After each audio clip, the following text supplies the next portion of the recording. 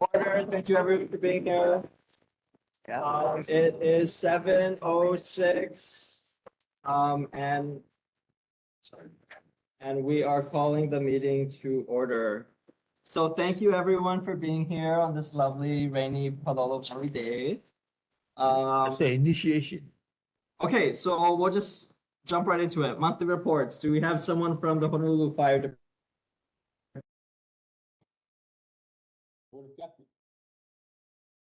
Not online right now. From the Honolulu Police Department.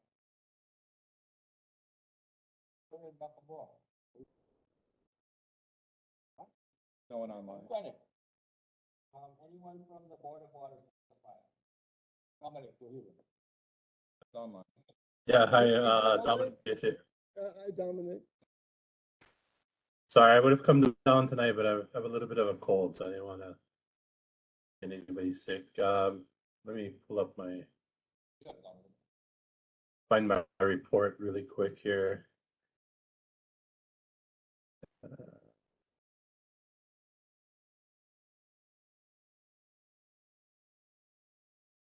Oh, here we go. All right, can you hear me? Yes. Okay. So for the month of November, there were no main breaks. We still have, there are 2 construction projects planned for Palolo, the Mile Homestead Road 8-inch mains and the Palolo Water System Improvements Part 3, which is the back part of the valley, Carlos Long around to basically Mile. Neither project has started yet, so I will continue to monitor those 2 projects and let you know when the estimated start dates are, so you'll be aware of any impacts traffic-wise. No other real report. We just want to let everybody know that we have the 2024 water conservation calendars available for pickup in the public service building on Beretania Street. So our main office there, 630 South Beretania Street. So if you're interested, you could always come by and pick one up. I'll see if maybe if I can't get a stack and try and bring them to one of the board meetings in the early part of next year if they have any extras. And at this time, I'd be happy to take any questions on behalf of Board of Water Supply. I'd also like to wish everybody a happy holidays. Healthy, safe holidays, you and all your families. So enjoy. Thanks, Dominic. Any questions from board members? Nobody. Any questions from the I community? get it, not it. Thanks, Dominic. Happy holidays. All right. Thanks. Same to you all. Merry Christmas. Merry Okay, Christmas. moving on to the next agenda item. Are there any residents or community members who would like to voice a concern? Okay. Okay, so we'll jump right into the next agenda item, presentations. So just for the board members, so some of these presentations are related to the board business that we'll take later. So immediately following each presentation, we're gonna jump to the board business that is related. So starting first, we'll have Chelsea Arnott, who is one of the coordinators for the Hawaii Invasive Species Council. So that's the mic there for WebEx. Yeah. Where's the best place to stand for everybody? So you can just sit right on the other side and then. Okay, it should be. So I will share some context for this presentation. So this was actually brought up by a concerned community member. You may have heard coqui frogs in your backyard. It's really scary to think that they could inhabit all of Palolo Valley and possibly all of the Ko'olau mountain range. So I was asked to invite someone who can speak on this topic, and Chelsea is the perfect person to do that. So thank you, Chelsea, for being with us today. Correct. I don't know. Sorry, I gotta get permission. It's my own computer's fault.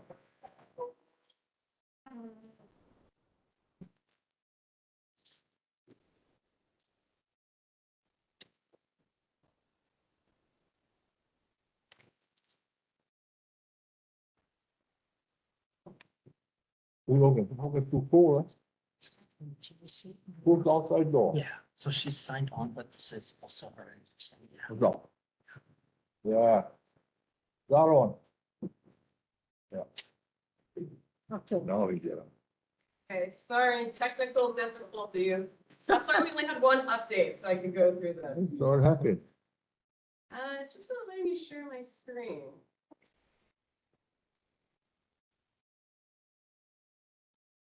I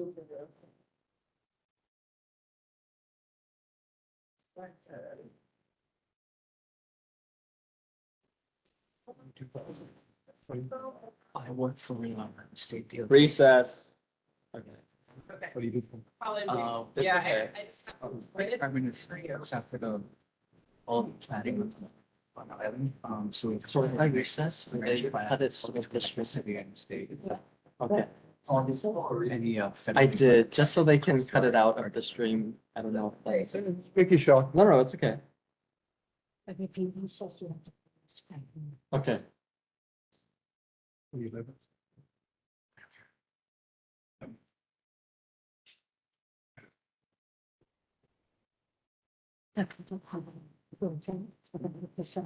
see everything.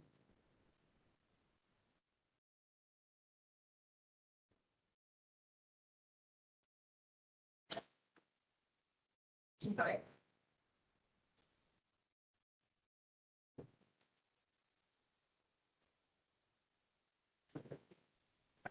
Oh, here we go. There you go. Okay, great. Okay, calling the meeting back to order. Thank you. Yeah, mahalo. Thank you so much for the invitation. It's great to be over here on the town side. I have some familiar faces in the crowd. We've been doing quite, very. We've been doing a lot of town halls on the windward side about some priority pest species, some that are also a concern here in Palolo and across the island. My name's Chelsea Arnott. I work for the Department of Land and Natural Resources, Division of Forestry and Wildlife, but the majority of my job is really program support for our Hawaiian English Speaking Council. Colin asked me here today to really present on what our council is and what they do, and also what folks in the communities can do to help with prevention and management of invasive species. Okay, I have my sidekick here, which I'm really excited about. And you know, there are a lot of challenges. Invasive species impact all of us, everyone. And so I do want to start off with some of the hope. A lot of times we get into the negative and feel lost and overwhelmed by invasive species. So I'm going to talk about some of our successes in multi-agency coordination, prevention and management of invasive species. And I also want to save time to hear from you folks and what your concerns are and what I can take back to our council and make sure that we follow up on if I don't have answers for you here today. So the Hawaii Invasive Species Council was established by a Hawaii Revised Statute 194 back in 2003. And like I said, we are all impacted by invasive species, and invasive species don't stick to one sector. They're not just agriculture, they're not just natural resources or human health. They impact every sector, and they don't abide by landowner boundaries. So there is really need for the statewide coordination to address the prevention and management of invasive species in Hawaii. And that's really the purpose of the Hawaii Invasive Species Council. It brings into the council the 6 state departments that have some representation and jurisdiction with invasive species prevention and management. It's co-chaired by our Department of Land and Natural Resources, and also the Department of Agriculture. And then we have representation from Departments of Health, Transportation, Business Economic Development, and the University of Hawaii. Right now, that changes with each administration as new chairs are appointed with new governors. So right now, our co-chairs of the council are Laura Kakua and Sharon Hurd. We also have the representation from the other 6 departments.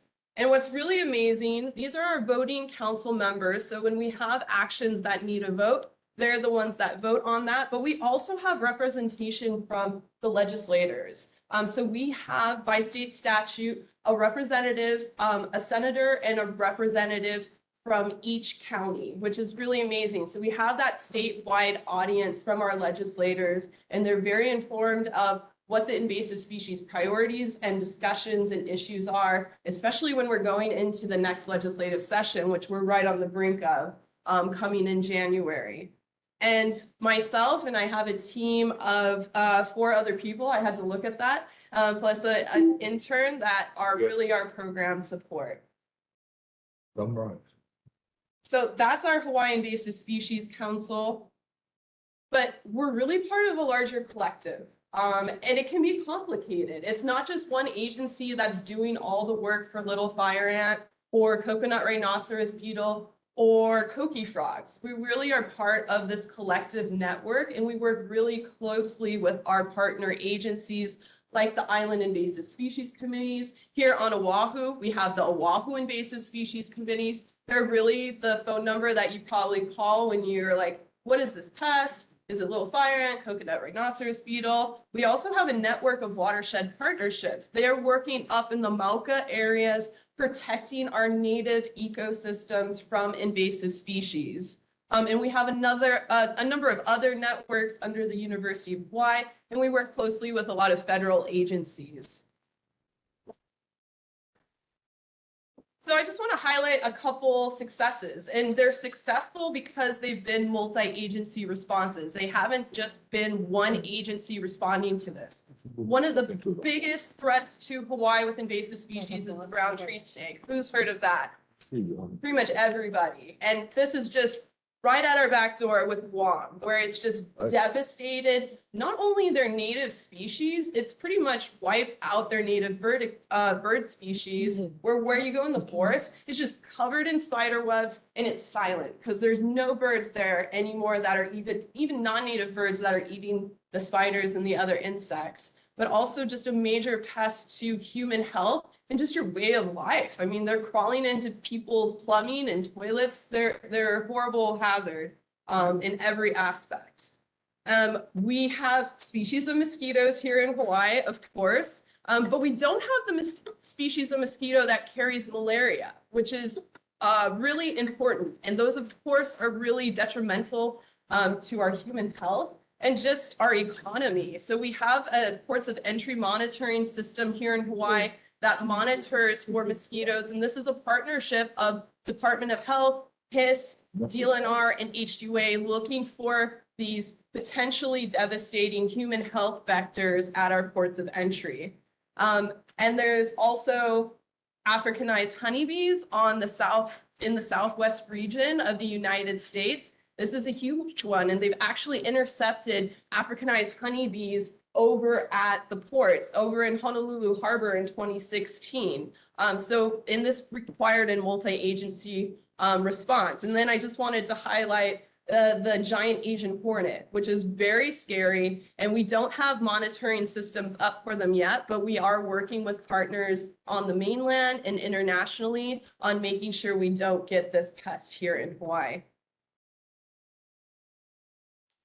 So those were successes in prevention. We also have successes in control. I don't know if folks are familiar with the Willy Willy tree. It's a huge component that comprises our native dryland forests. This was being decimated by an introduced wasp, and all Willy Willy trees across the state were dying.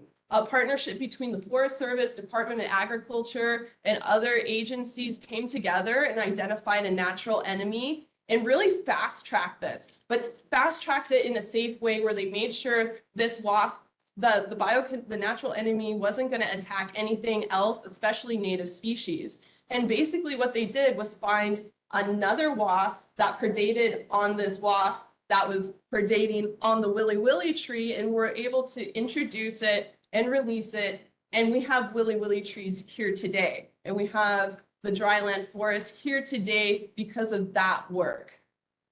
There also was just a presentation yesterday by the Maui Invasive Species Committee, where they've developed an aerial treatment for addressing little fire ant infestations, where in Nahiku, Maui, they had an over 170-acre infestation of little fire ant that was in the most ridiculous terrain. It was all the way down a stream system with private residences, large farm areas, and just cow bush and just all kinds of crazy terrain. And they just did a survey a few months ago, no little fire ants, because they developed this aerial treatment that deploys a bait with a birth control in it. And they did it in a very systematic way. And this is a huge, huge success in partnership with the Hawaii Ant Lab.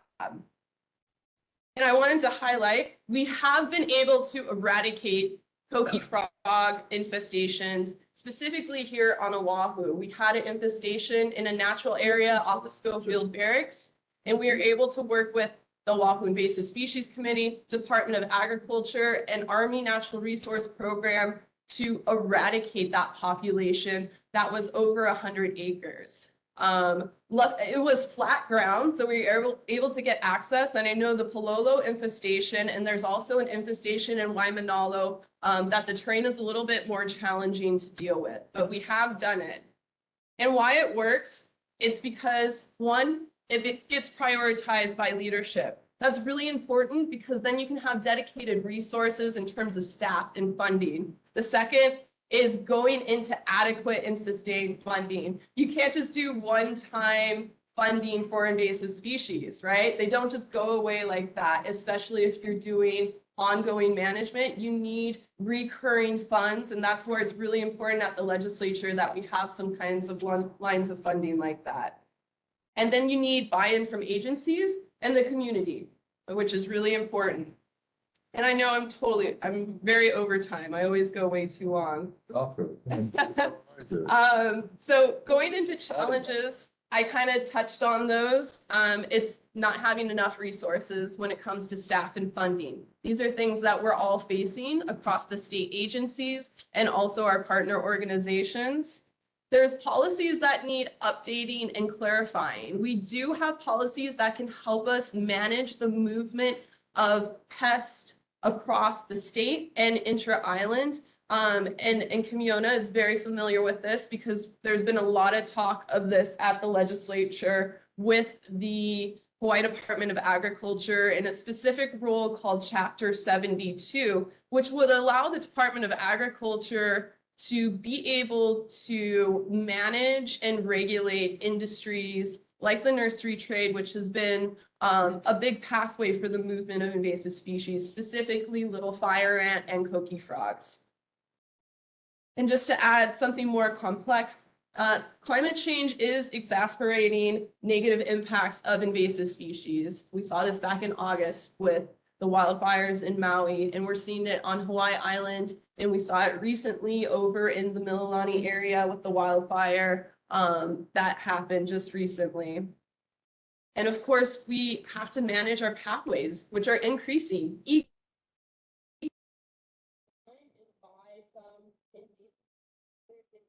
Regulate all of the FedEx.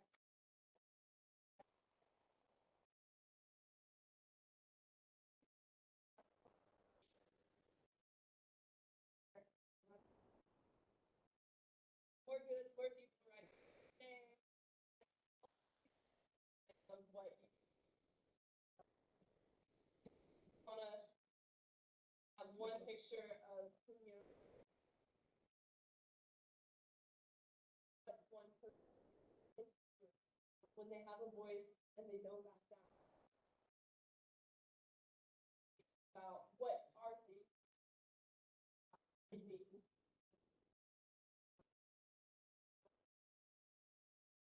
So thank you so much for the time. Thank you, Chelsea. Okay, so I know this was brought up by a community member of concern. So is there anyone from the community who wishes to testify on this topic? Seeing none, any questions from board members No question. for Chelsea? Yes, hey Juanita. Hi, board Hi, member. for being late. It was awful traffic coming in from town. No, we're glad you made it safely. Report on the Ohia right now and what's happening. Dr. Laura, On the rapid Ohia death?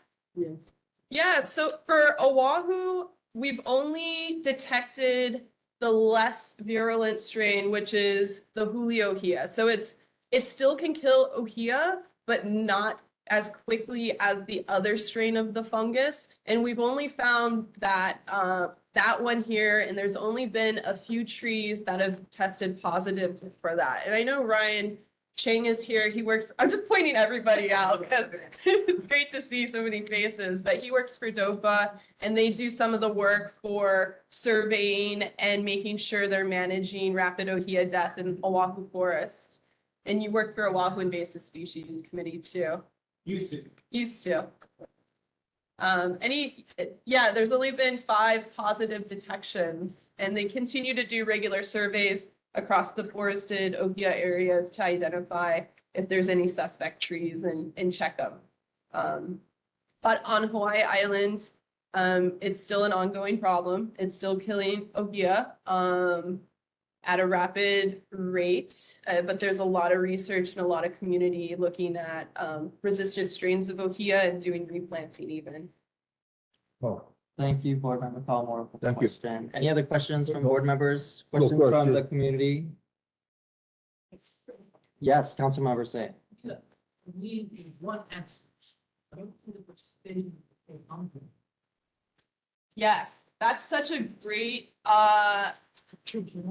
thing to bring up because we haven't, the Hawaii Invasive Species Council hasn't worked very closely with the counties in the past, but it is part of our statute to include them in discussions and meetings. And so we've started that through these conversations about little fire ant, koki frogs, and CRB, especially with Council Member Kiaina. She's been very proactive, and we're going to be reaching out to the County of Maui, which has been very proactive about supporting invasive species work with funding to the Maui Invasive Species Committees. But yeah, that's something we haven't been great at, making that relationship and that connection, and definitely want to continue and work on that. Okay. Thank you, Councilmember Say. Thank you again, Chelsea, for Yeah, presenting. Thank you, everybody. So just a reminder for everyone, when you speak, for the sake of our board members and the members online, please try to speak as loud as you can. you're not here.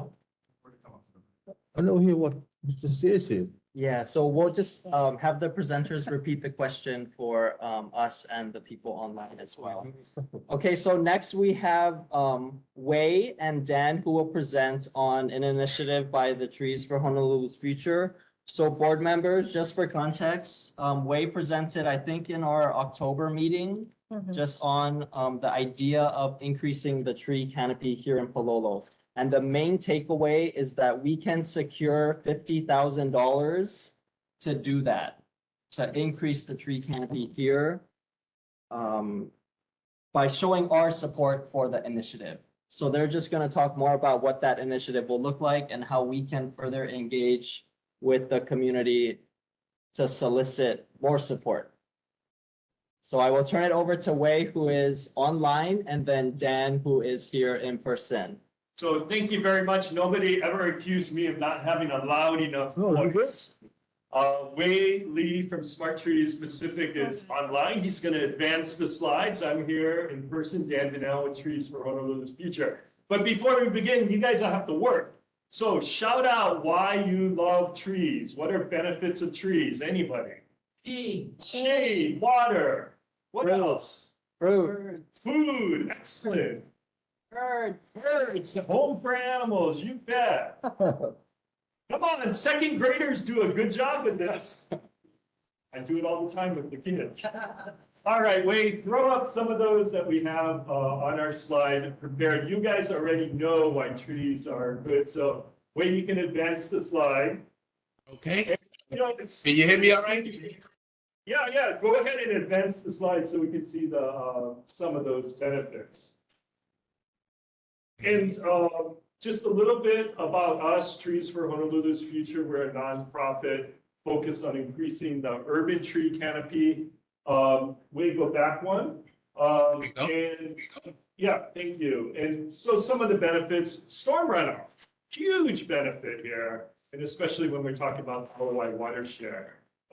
And Councilmember already said shade. the beauty as well as the CO2 capture of trees. So we want to have a healthy tree canopy in places where people live, work, go to school, and they play. And that's what we do. We educate, we advocate for trees, and we facilitate. We bring resources and experts to communities. And I'm going to turn it over to Wayne. You can talk a little bit about Smart Trees Pacific. Sure. Smart Tree Pacific, we've been in the urban forest for quite a while. And thank you for the board allowed us to present in October. Today, we'd like to present to the board about how we can work together and make even better, make Palolo even better. So let me continue. We have already completed the inventory of public trees in Palolo. And in 2019, we found there are 456 trees. And then we've been also in 2021, looking for potential planting sites for the city in the public area. However, the inventory does not include the schools and private properties, mostly just public area. So if you want to see this inventory, it's quite easy. Here is the QR code, and if you just take a picture of it, it will lead you to the inventory that we have. So on the picture on the left is the inventory of all the trees in the public area. On the right are the potential planting sites. As you can see, the potential planting site is pretty sparse, and this is there's good reasons for this. Mostly because of how the lot size. Okay. So in 2010 and 2013, we did two canopy assessments of Palolo of the island, and there's the report for the Palolo area. Palolo has a tree canopy of 27% based on the 2010 assessment, which is pretty good. It's 5% above the island average of 22%. However, when you remove the upper Palolo conservation area, the canopy dropped down to 13%, is well below the island average. And subdistrict 3 and 4 had a slight increase of canopy in the 4 years of the survey.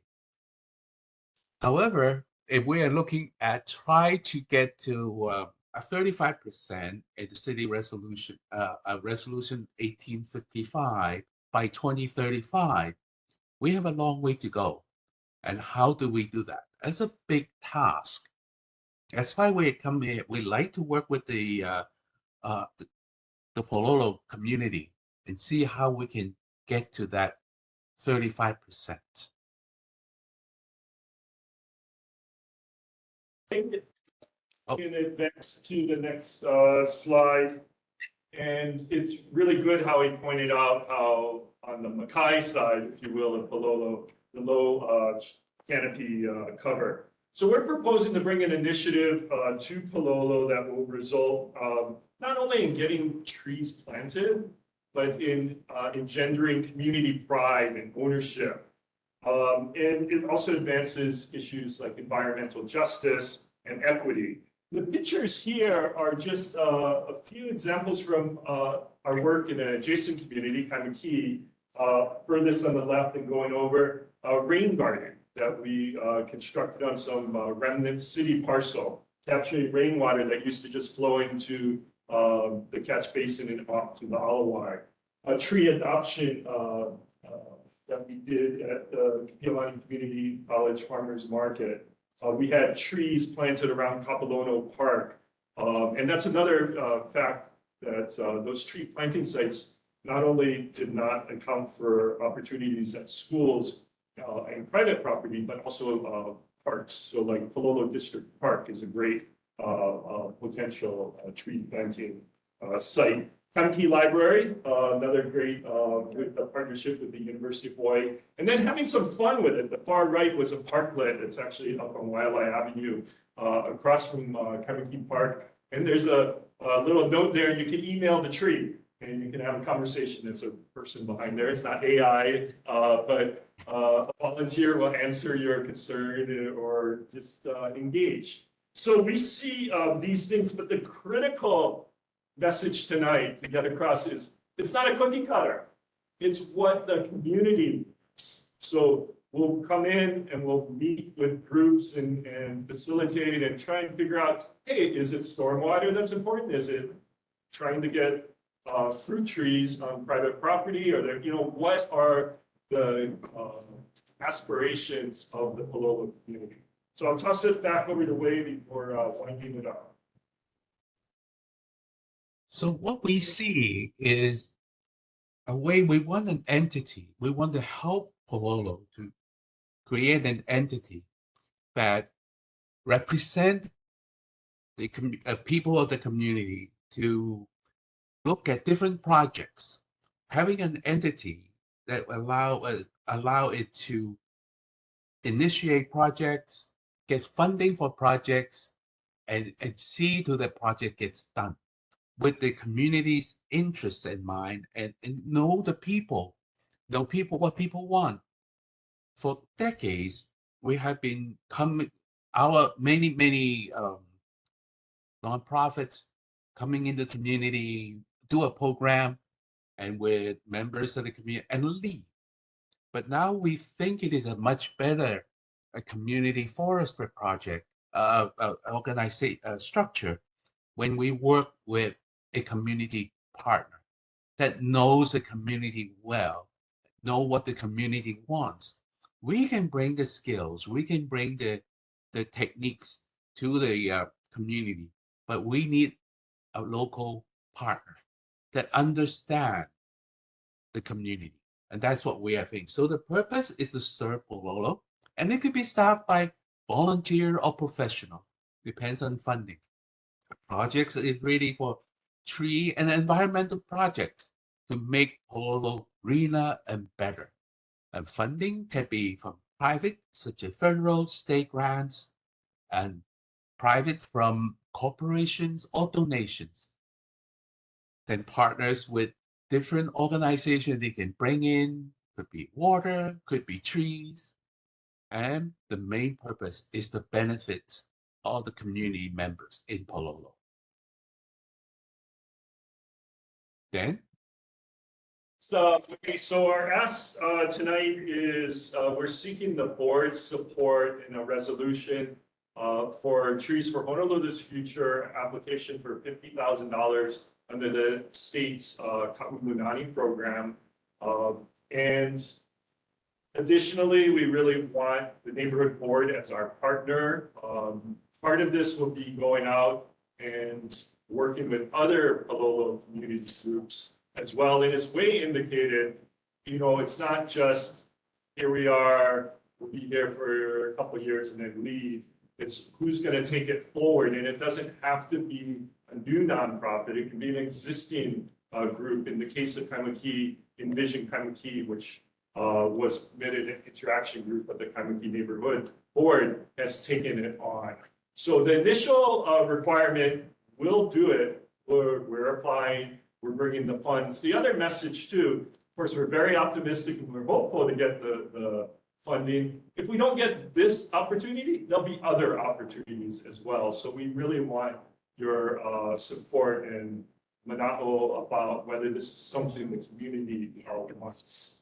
And with that, I just want to open it up for questions. And I took this picture as I was walking that one, the one before of the Chinese banyan, welcoming people to Palolo. And that's really my big message is, trees do so much for us in placemaking and more. So turn it back over to the chair for any questions. Yeah, thank you. So given the importance of community input, is there any community members wishing to testify on this topic? Yeah, community, please. Yes, please. Miona Kane, Director of Community Outreach with 808 Cleanups, a local nonprofit. We've been beneficiaries of the support systems that this organization has provided to the Kaimuki community. We've worked with them and Envision Kaimuki to really get that project into Kaimuki and also into other places. So we firmly support the work that this organization is doing. And there's many places that this Palolo neighborhood can actually go and see where their work has really brightened and brought tree coverage to areas of our urban communities. So we're in support of this entity. Palolo. Thank you. Yes, Andy. What, Green Valley? Come in. Aloha. Andy Sharuk. I live just up the block. I work for a stream restoration program through Iolani School. Highway, wherever you are. Hello. I've written curriculum for this group before. I am in full support of this program. I have a couple maybe questions or just sort of insights within that space as far as the community goes. There have been reports about a year ago that new management at some of the public housing had been forcing residents to remove trees and plants from not only their homes, but the property in general. So I think making sure that when we're talking about environmental justice and equity, that those folks, like the management people at these public spaces, get pulled into those conversations to make sure that people who want to grow food in these public housing spaces through trees and things like that could have an opportunity to do so without being told to remove their plants. Also at Iolani School, we have Cut You program, which is a group that works with Palolo students to kind of have them come up to Iolani to use certain resources for projects, for things that they're wanting to do. So there are definitely people who are like outside of just the schools as well. There are different community programs that might be good to tap for student involvement. So yeah, in support. Thank you, Andy. Okay, anyone else wishing to testify? Questions from board members? Yes. Oh, yeah. Board member Nakayama. Yeah. I just wanna say that I would really wanna support your program. Also, several years ago, we did put together a design for planting trees and improving the greenery with our park, our Palolo Park. And the reason why it was stopped is because of the cost of having to irrigate and water the trees and the shrub and all of that. But I think the park really does need more greeneries and more trees, especially for the reason of the shade and all of that. So I would support the program. Yeah, thank you for that. And I want to point out, it's a really important fact to get the right tree in the right place, you know, in terms of the amount of water that it needs and so forth.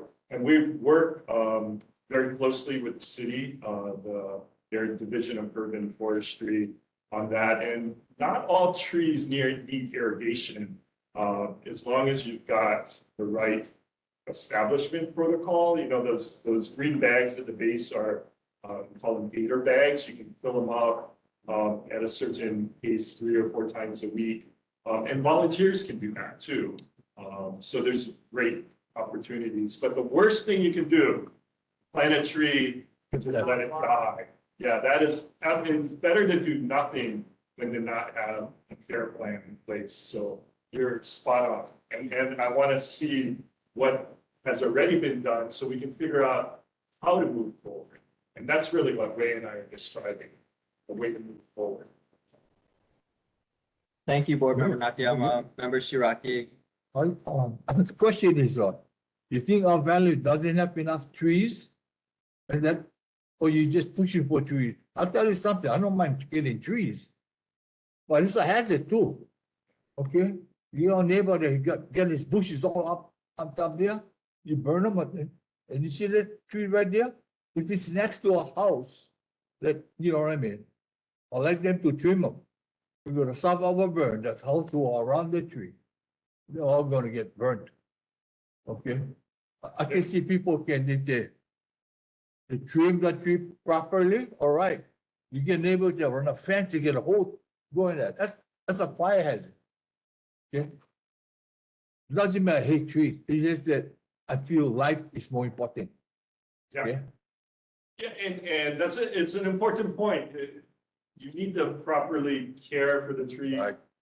maintain it, prune it, and, yeah, life and property generally has a higher, need, and it's all about placement and the type of tree Right. and so forth, so, yeah. Totally agree. Trees are what, plants too.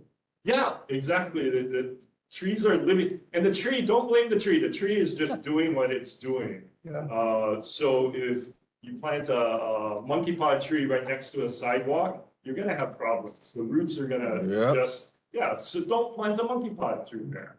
And, you know, don't plant invasive trees. Yeah. Plant the trees that belong in the spaces that they're supposed to grow. So be very deliberate about it. Absolutely. Thank you, That's members. exactly what we need, the community member to come up and bring up these points, so we address them before. Any other members from board members? Yes, member McColgan, go ahead. Thank you, Chair. So, Trees for Palolo's Future is applying for the grant, Yes. and then you're looking for a partner agency within the community like Envision to implement.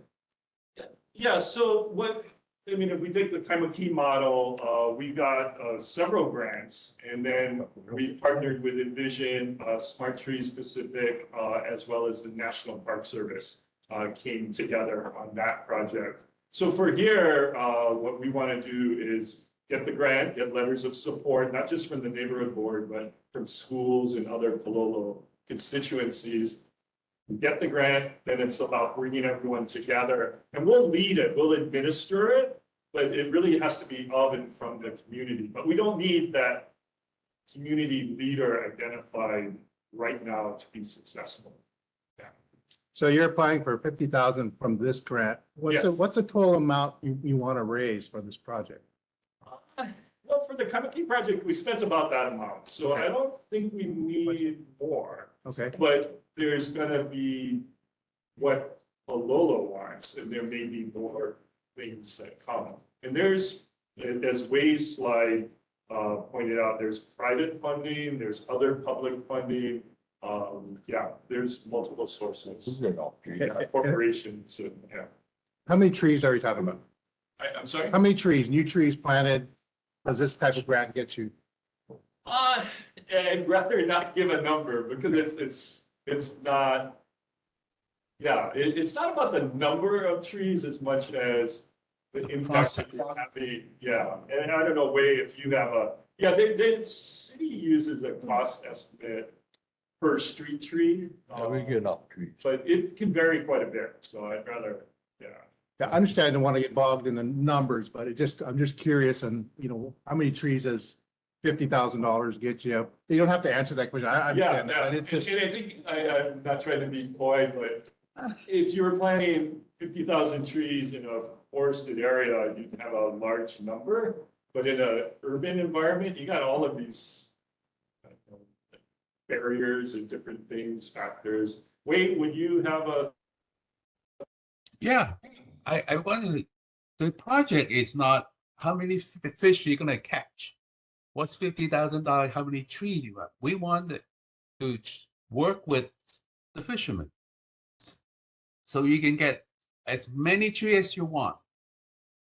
And the way you want it. And the safety and maintenance of it.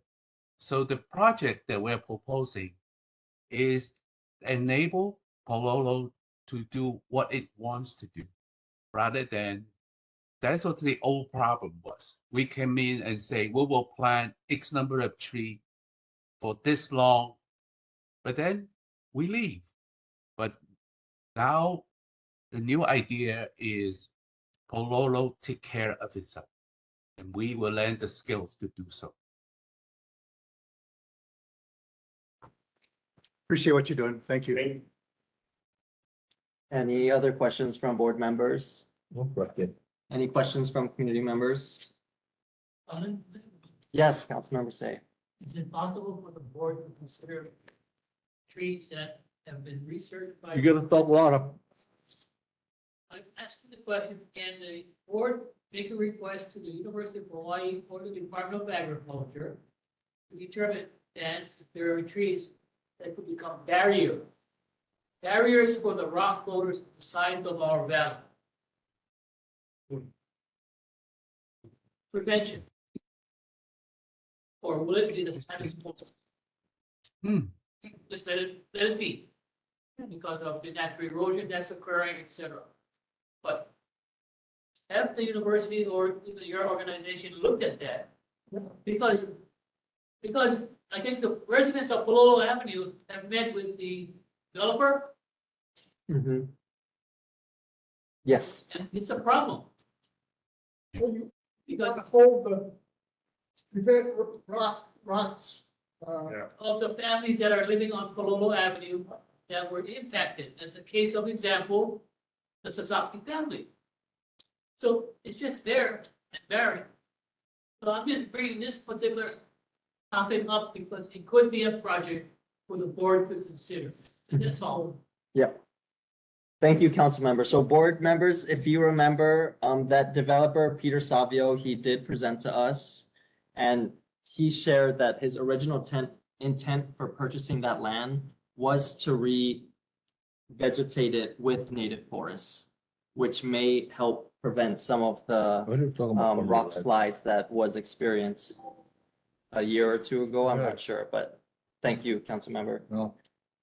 Okay, board members, so as I said earlier, I would like to move to board business agenda item 5B because it is the resolution that is tied to this presentation. So without objection, I will move to agenda item 5B. Okay. And this is related to box number 1 on your handouts. Do we have a motion? I move that this resolution be adopted by the Palolo Neighborhood Board. I second the motion. Okay, thank you. The motion has been made and seconded. Any discussion? No. Any objection? Seeing none, the motion is approved. Thank you. Thank you. Thank you, Wade. Thank you, Dan. Yeah, no. Okay, so we'll jump back to presentations. So we are going to, this is agenda item 4C.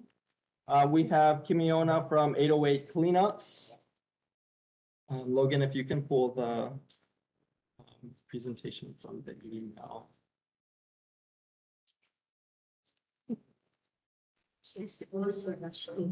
Thank you. Oh, he's on Zoom. Yeah. I saw this.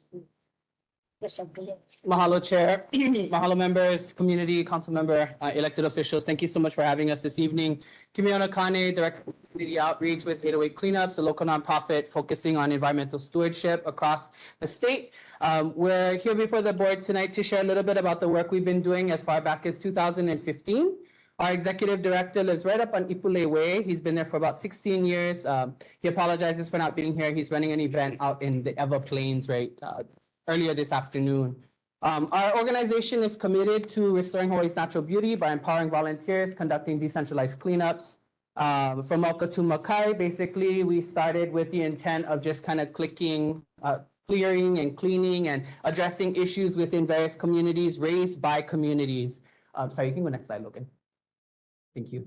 And so back in 2015, on a casual afternoon jog, our executive director came across a site just up here on 10th Ave at the top, and he just witnessed kind of a large dumping area that has been repeatedly impacted by people in certain specific areas around and near 10th Ave, all the way down to Anuenue School. And so seeing that as a problem, we initiated several series of cleanups in that area. We've gone down and removed a significant amount of trash, which you can follow here, as well as in your packets. But everything you can think of, appliances, tires, car parts, medical waste has been found in this area, beer bottles, all of those things that you see there and others. So we recognize that there's a big problem here. The challenges of this space is really where it's located, right? We're talking about down in a ravine. Next slide. That has been, interestingly, talking about trees, it's been pretty much filled in with a lot of non-native and invasive species. that are really difficult in management, but also pose the exact risks, board member, that you mentioned, fire hazards, etc. And so these things are not only creating challenges within the ecosystem, but it creates challenges both upstream and downstream from this project site. Next slide. Thank you.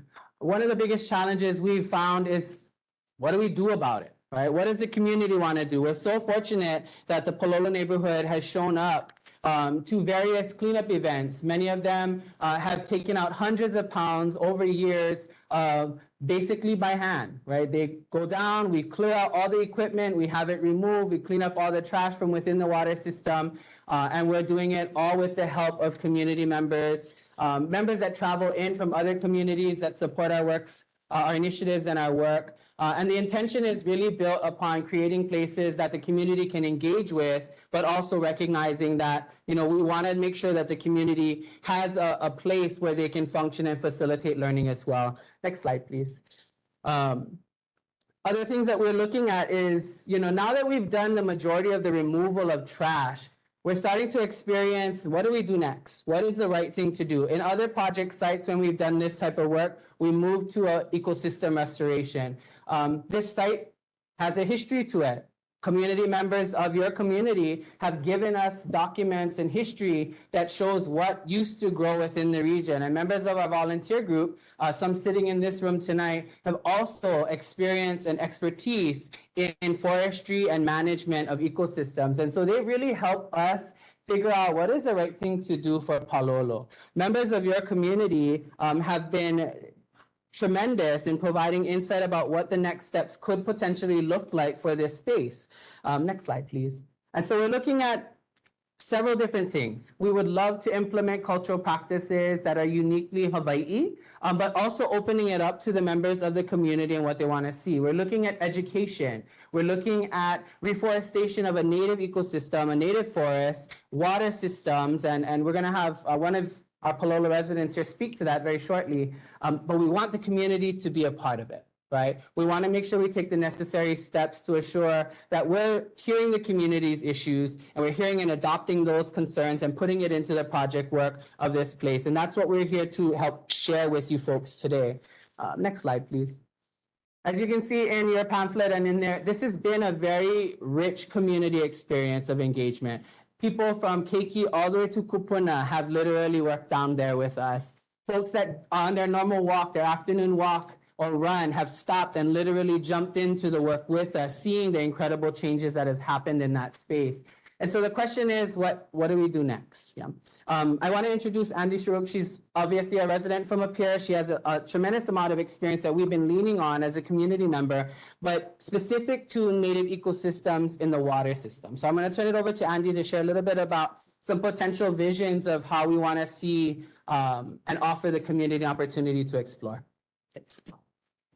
So I think just to kind of start, one of the things that we found in some of our research was that this plot of land, on a lot of the maps, it says DLNR, and then it has a lessee under that, right? And that's been the Stone Ohana. And so we dug a little bit into that family history to understand who is in these spaces.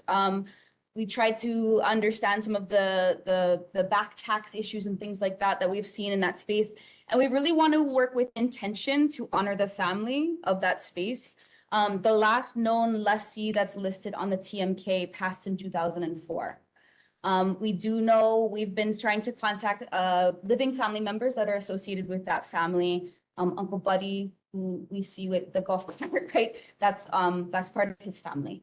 So we're really wanting to make sure that we're doing this in a respectful and Pono way, not to continue any trauma that has happened on the land, but really seeing it as a healing opportunity for the land and how our healing of the land can also heal our community and heal our people.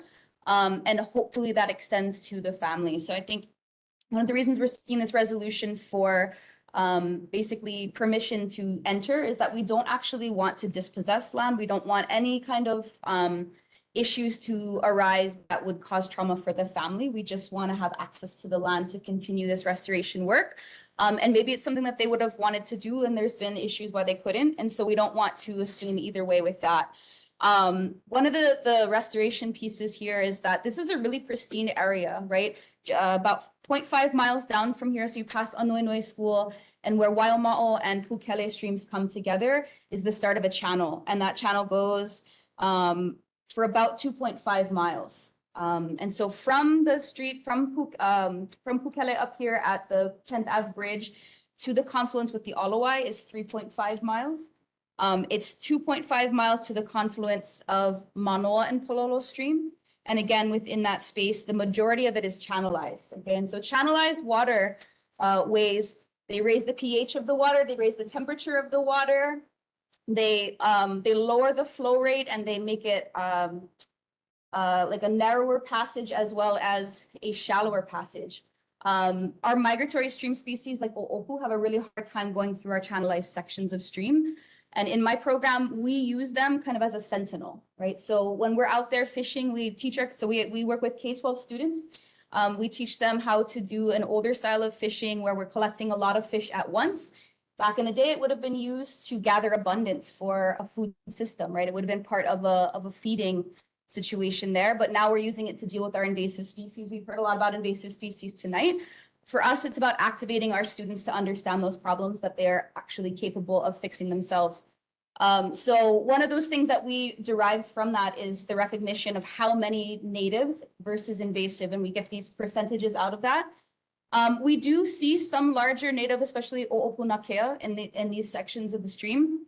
Rarely any other. We don't see Nopili, we don't see Alamo'o, some of these ones that would come up that high. We have too much degradation in this portion at the moment to see any of those species, but we do still see Nakea. And so a vision for us in this space, vision for me is at some point in the future, right? Maybe not in my lifetime, but to continue to do that faithful work through our lifetime, to reestablish that food system, to reestablish the presence of abundance of those animals in this space for not only a healthy ecosystem, but a healthy cultural understanding and relationship to the place. And so I think that's really kind of an important, thing that we're doing is not only are we visioning close to home, but it's really a few generations in the future. We talk to kupuna in our communities that have memories, 70, 80-year-old folks who have memories of fishing o'opu the size of their forearm out of these rivers and eating them. And so we really feel like if it can get that bad in their lifetime, what's possible if we all come together to heal these spaces in our lifetime? And I think, one of the other things besides, right, if you don't really care about fish, a lot of people think, well, why are fish important? Some of us really do care about fish or food or those things. But again, they are sentinels. Their presence shows us the overall water quality and health of our stream system. And so when we have a damaged riparian section or a stream bank area, right, we've talked about way too many channels, there's nowhere for the water to go. We funnel all of our stormwater into these spaces and then complain about floods. It's very confusing. So when we work to restore some of these spaces, we're actually creating a space for flood mitigation. We're creating a space for resiliency within our community. We're creating a space for water to be filtered through plants, for free labor to be done by our ecosystems that actually gives us life as well. So I just kind of want to close with that kind of an idea. Hello, Andy. So in closing, we, next slide is good, Logan. We're very thankful that this community has come. What Andy's talking about is focused here in your ecosystems, here in your watershed. And we've just been blessed to be called into action here and now take a more formal stance.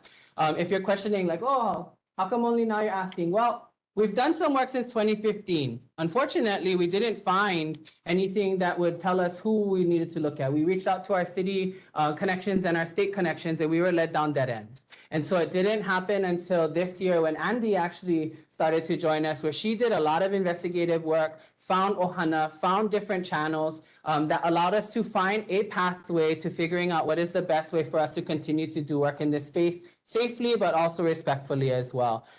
We've put in a lot of work. Members of your community has put in a lot of work to clean it out. And so the question now is, what do we do with it? Yeah. In addition to that, I just wanted to share that there's potentials for us to even look at how do we beautify spaces near and around the area. There's a large canvas wall that runs around Anuenue, in front of Anuenue. And, we've been fortunate in other project sites to put in murals that honor and represent the community and its history and its culture as it's proceeded to as it's evolved into today. And so, we're not just looking at picking up trash, we're looking at engaging the community and very diverse aspects of communal life. And we're here to kind of raise that to you folks and see if that's something that this community and this board might support. So mahalo nui for your time, Chair, members. We're here for any questions if you have any. Thank you, Camille and Andy. So before moving into questions, is there any person wishing to testify on this topic from the community? Yeah, so please just come up to the mic and state your name. Aloha, my name is Lorraine Wainuhea, and I've been living in Palolo for about 2.5 years. I live a couple houses away from where the stream is channelized. And so I guess in the past, I just saw all the water come there during days like today where there's tons of rain, and just been amazed by how the water, the direction of the water has been changed from like a natural stream that maybe I've been used to seeing like in other places. And I started going to the cleanups at Pukele earlier this year. And so it was amazing to see that a natural stream does exist farther out Mauka. And then to talk to Andy and find out that there are o'opu that make it from the ocean all the way up through that concrete channel to the Pukele area. That was really amazing. And I think overall this community work has really strengthened my connection to the place where I live. And I just really want that for everybody who lives in Palolo. So I'm just want to express my support for this project or this resolution. Thank you.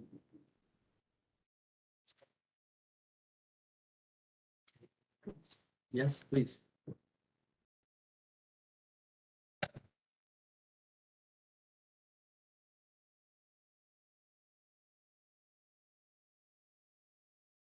My name is William Liggett, and I live just up the hill at the top of Sierra Drive, almost your neighbor.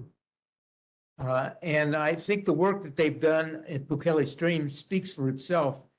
But I want to say that I've been involved in 808 projects at the Kaiwi State Scenic Shoreline and at Pu'uokaimuki Park.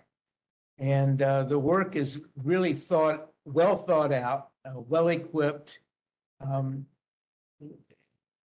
very careful removal of invasive species, introduction of native species, introduction of community members to taking care of their community.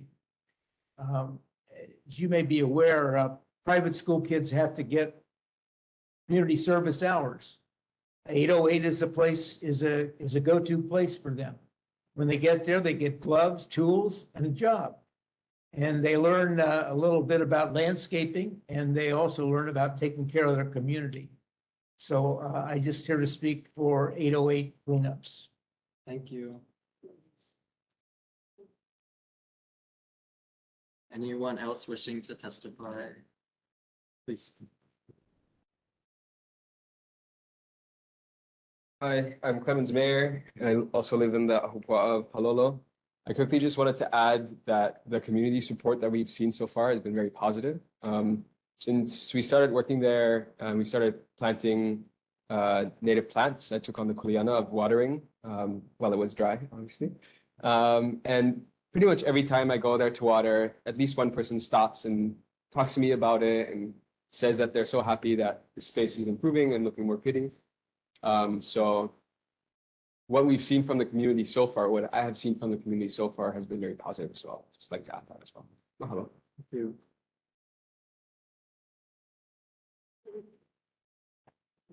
Anyone else wishing to testify? Yeah. You also for clean up river. Yeah. Oh, that's good. Aloha mai, thank you. My name is Heather McMillan. I am our state urban and community forester in the Division of Forestry and Wildlife. I just want to say that my awareness of this organization has come through personal experience and also through my colleagues. expertise in understanding our native ecosystems with regard to invasive species removal and native species habitat restoration is excellent. And furthermore, their understanding of the importance of that natural resources are cultural resources and engaging these places as social systems, as community spaces, not just as streams or shorelines or mountainsides, is extremely powerful. Is in fact the model for our urban and community forestry program for our state. So it's something that is really upheld for other organizations. So I can advocate for the work that they're doing from that place. And also from a personal perspective, I have had the pleasure of engaging with the work that's going on. I live right on Pukele Stream and have gotten to engage with community and the leaders of this organization. And it's been very powerful, not only in terms of seeing the transformation of the space, but how neighbors recognize and engage with it, how people treat the space, the pride people feel in the space, and the visioning for what is to come and how it can spread and impact other areas. So I have full support for what this organization is doing here and would support more work here. Yeah. Mahalo. Thank you, Heather. Any other community members wishing to testify? Where did the other go? He went home already. Okay, seeing none, any questions? Oh, I'm sorry. Come on. Aloha, my name is Ryan Chang. I also live in the upwell of Palolo, just on the street. I am in support of this. I've been going to cleanups over here at Pukele for some time now and engage with the community. I work for the Division of Forestry and Wildlife in the Forestry Department. Just educating people in that space about our issues in Hawaii, about invasive species, native species, and seeing them plant or remove invasives and plant native species in the areas is such a powerful experience. So just wanted to get on record that I support it. Thank you. Anyone else? Well, you're all for that, right? Okay, board members, any questions? I got a question for you. Yeah, member Musolgan. Who? Steve. Who? Thanks, Chair. Just curious, one of your solutions are implement cultural practices. Can you expand on that? Yeah, we'd love to. We've done an extensive research of certain types of cultural plants and animals within the area that we really focus on engaging education with. In addition to that, the area, if you're not familiar, it looks like it was a place where extensive amount of rock previously used in other projects of construction was just dumped.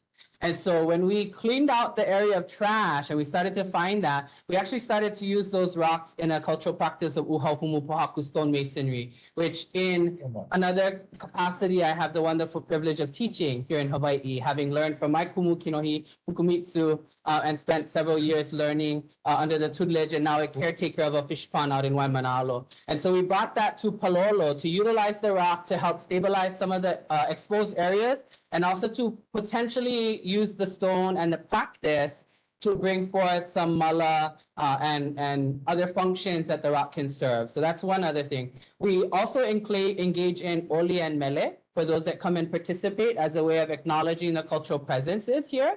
We had a member of the community share with us some cultural perspective of one of the stones that's in the actual river that he identified. He's a neighbor that lives across the street, had shared with us how valuable that stone was to the essence in the area. And so we've been very fortunate that some of these cultural practices have a space now to be learned. We've done some work with Anuenue School as well. We've presented there Andy has a relationship with them. I've also been at the school. And part of that is to help kind of mold and shift how we can elevate the cultural presence and knowledge and recognition of place for the people that participate in that. So in our introductions, we share about Palolo, some of the cultural histories that we've learned and seen through our research. We teach Oli, as I mentioned earlier, and everyone participates in Oli. And because we're here, we focus that on water because this is one of the biggest things. And so plants, animals, environment, our kuleana, uhahumu pohaku, Oli mele are just a few of those cultural elements that we utilize to help people learn and engage in that area. Mahalo for the question. I would say too, like a lot of that will guide things that we decide to plant as well. So when there's a space where there can be an ecological benefit as well as a cultural benefit. So I'm a weaver. We have people in our group that work on hale, that do medicinal plant type of work as well. And so all of those perspectives together, like a thriving ecosystem is really great. But what draws people in to take care of those ecosystems is also that relationship of what can be utilized from that space. And so it's kind of a self-fulfilling area. And you know, when we're down there as often as we are, we're able to monitor for you know, lots of invasive species that have been discussed tonight. People on the ground in those spaces constantly monitoring can help us stay away from those kind of catastrophes with invasive species. I'll add, board member, if you take a look at the solutions page, those rock walls that you see there were constructed by members that are sitting in this body here, as well as members of your community. So they've taken that practice, they've utilized the skill set and the material that was discarded there to help implement some of the erosion controls that were important for us to address. Mahalo. Mahalo.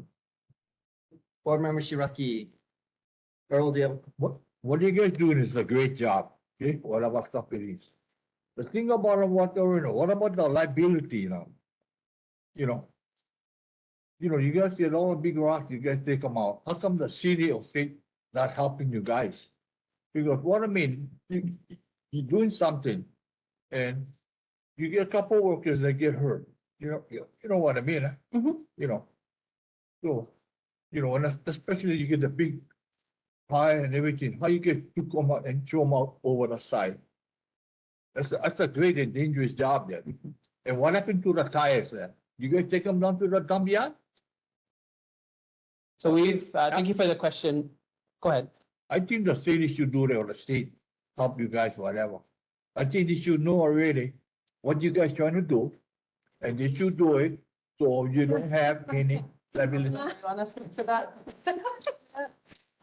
Thank you for the comment. What are you laughing about? Because you don't like them. No.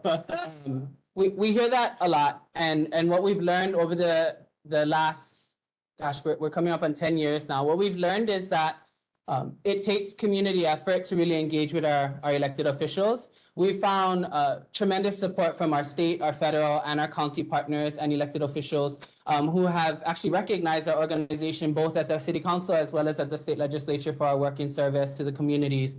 I will say that the support is there. I think for this particular approach, what we're trying to do is further that conversation into the state where DLNR holds currently some of the land stewardship, I guess you'd say. As far as you know, the liability and things, we do acknowledge those things. Obviously, we would not put any community members in unsafe situations, which is a part of what we're trying to create here, is an easier access to the space so that we can do the work safely. Clearly, we wouldn't be working in a tremendous, you know, storm like this. We do recognize that there are things that are beyond our scope. For example, we have huge trees that are in that area that could potentially fall, that will and have fallen under certain circumstances, including wind. That's beyond our scope of work. So we will actually be leaning on some of our state leadership to see if there is potential of removal and potentially even some of our forestry people that are here for their expertise in how to do that well. But liability and safety of everyone involved is very important. So mahalo for your question. Sure. So majority of the streams on this island is under the jurisdiction of the Department of Facility Maintenance, right? Especially when you talk about complete line channel. And there is of course I'm hearing of any stream.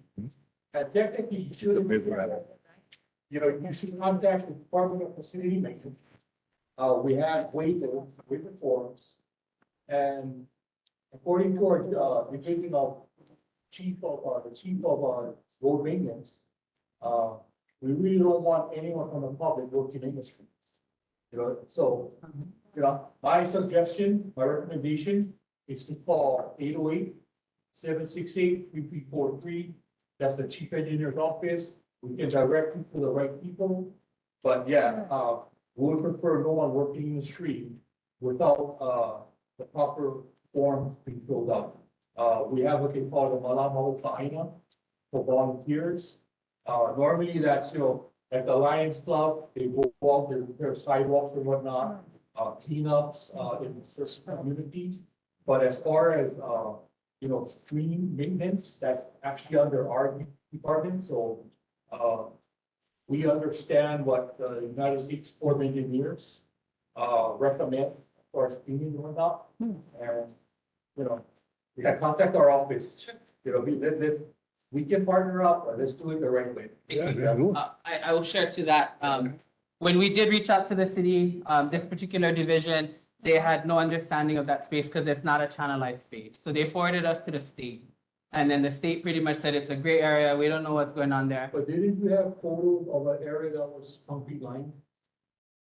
Not for us. None of this area is concrete line. Below us is concrete line. Yeah, and then to clarify, we're not in the stream. We're up on the banks. Yeah, we don't do any of the work inside the stream currently. Yeah. So we have a special activities permit. My program does have a special activities permit. So if we are doing any fish related work, that's under our permitting. But that has only been investigation and it's like an educational. It's been one day where we're like, these are the animals that's here. And that's within our permitted area. So we aren't doing any physical labor inside the stream. It's really about the riparians. And we work with Kyle. Appreciate it. Concrete lines and whatnot. That's You know, further down from us. Yeah. So And like some of the stream where it's not concrete line is actually private property, state property. correct, So. which is why we're here. That's why we're here. Yeah. So we have reached out to Kyle at the state. We have worked with him on other projects and he was the one that couldn't identify where this particular. No, Tukura. Yeah. So we have a relationship with Kyle. Yeah. And that's how we've engaged in other stream events. But this particular site is not in the stream currently. Appreciate that. Thank you. Hey, Warren, thank you, Warren, for helping them, man. If you guys need, you know, work with, you know, we open. People in there and.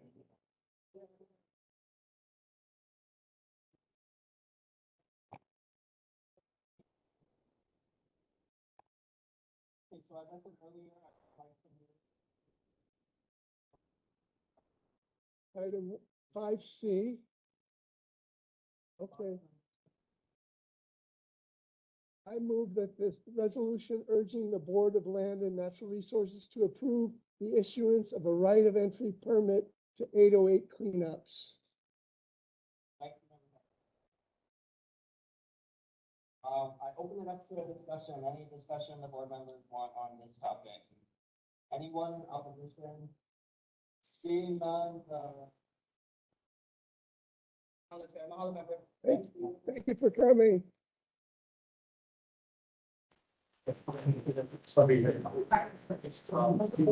Okay, so we will move to, board business.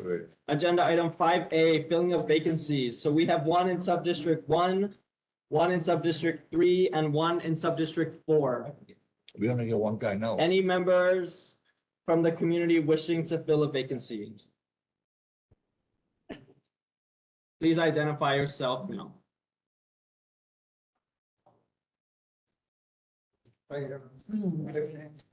Everybody, my name is Rick Araujo. I'm a new member of the neighborhood and I had the honor of meeting Beverly at a business event a couple of days ago, a couple of weeks ago.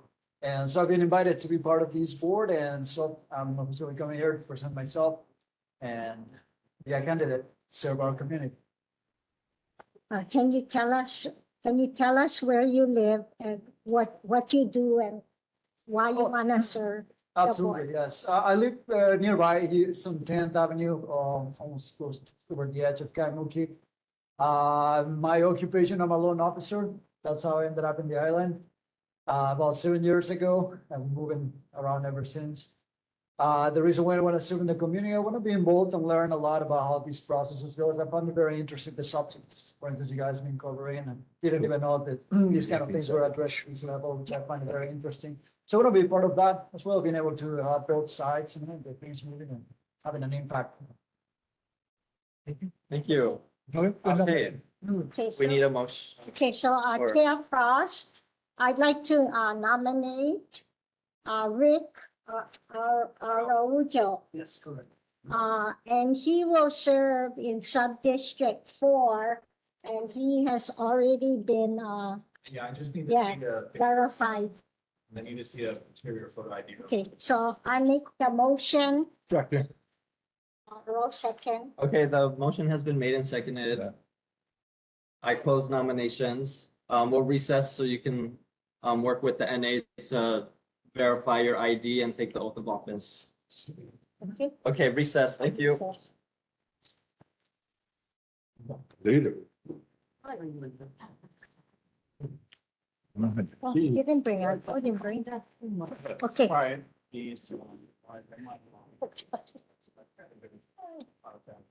Right, everybody, how later?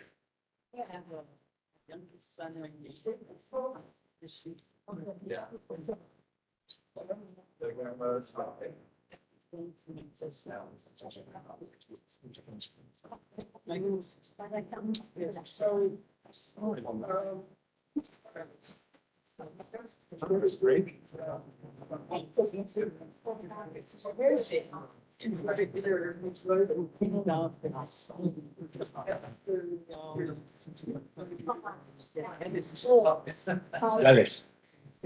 Your name, are you, your name's Derek. Derek never come here. Derek's supposed to come, man. Yeah, we're here. Yeah. Sorry.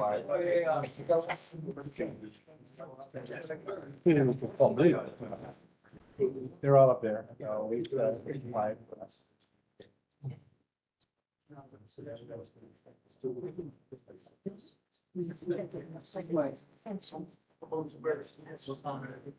Chair. Yeah, memorial. Whatever. Another chair? Let's Scoot down. Okay. I told you the pandemic. Oh, yeah.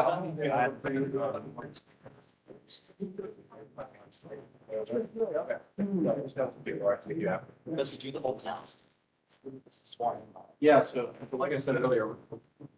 You want me to keep that out? Verified or nominate.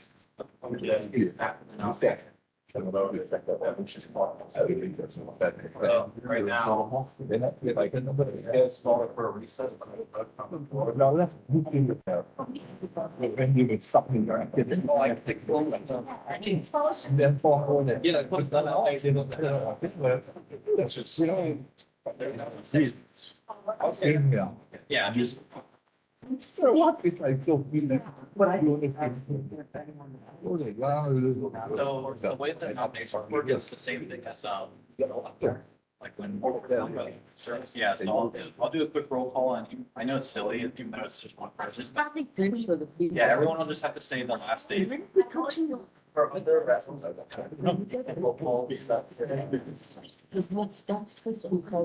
I Oh, no, I mean, that's all done. I saw.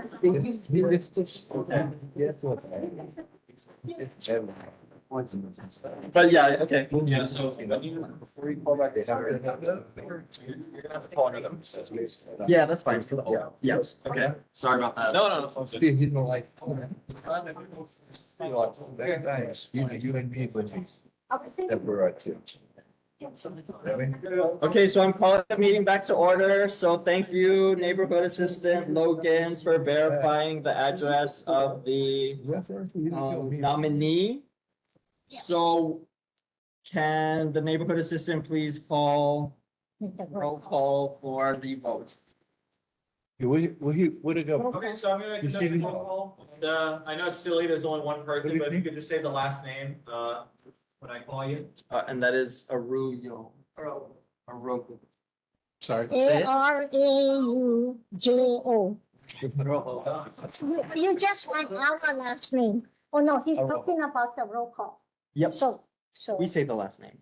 Okay. yeah, we say the last name. Already. Okay, I will now conduct the call. Okay, Hack? Yes. Okay. Araujo is the name. Last name. Ige? Araujo. Kawamoto? Rojo. Mal? Yeah. Araujo. Araujo. Kogan? Araujo. Nakayama? Rojo. Onishi? That's to say his. Rocky? Yeah. See, Rojo. Araujo. Yeah. Turpin? Yeah. Say his. Araujo. There you go. Hard, yeah, man. He's on the board, we have nine. Yeah. Oh, what's it? Thank you. Okay, I'm sorry. I'm Yeah, taking come another here, recess, so, newest member Araujo can take the oath of office. Yeah. A quick recess and then we'll come back. Good. Okay. Oh, yes. Now he take the oath. What is it? His name is Rick, R-I-C. Okay, so, if you could just, raise your right hand and repeat after me. Oh, yeah. I solemnly swear Oh, why am I saying that? that I will faithfully support the Constitution Oh, and the laws of the United States of America, Oh, thank you. oh, thanks. the Constitution and laws of the state We're of on Hawaii, recess now. We have a new member. the charter and laws of the city and county of Honolulu, So and the now, provisions of the neighborhood plan. Just 2 and 3. it's the I two will and two. conscientiously So we're doing vacancies right now. and impartially discharge my I duty already did B and C, so it'll just be D and to then. the best of my ability Mhm. as a member of the neighborhood board, Thanks. which I have been appointed. All right, great, congratulations. Oh, don't say. Right here now. Just right, yeah, right there. Well, your room over there. Okay, go there. Oh, okay. Yeah. Oh, we have room. Oh, Slim Jims over here. Okay. Okay, I'm calling the meeting back to order. So congratulations, newest board member, Rick Araujo. Thank you. Woo.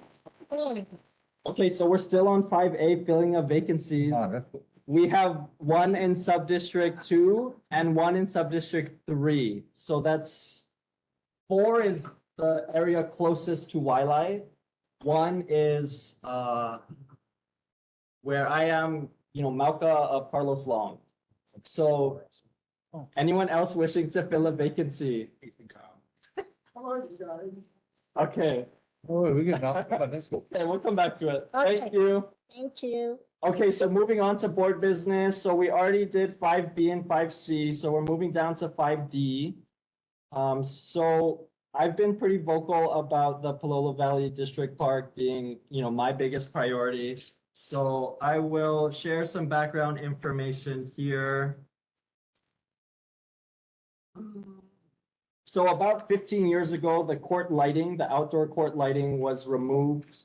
The Department of Parks and Recreation actually made an assessment and they had to remove the lights for safety reasons. And since then, the lights have not been replaced and the park has, been quite inaccessible, especially at night for the community that surrounds the park. So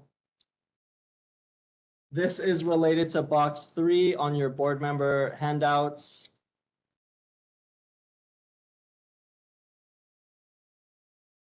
Do we have a motion? Chair Perros, I'd like to move that we adopt your resolution regarding community engagement for the Palolo Valley District Park.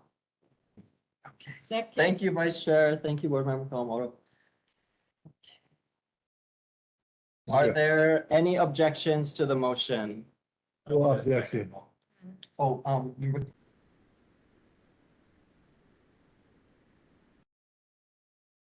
Mao and seconded by Member Kawamoto.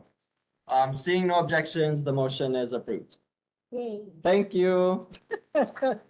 Okay, so I will share the intent here is to engage with the community so that we can get a CIP appropriation in the mayor's proposed budget bill for the upcoming session. So the plan is to hold a community engagement event in late January.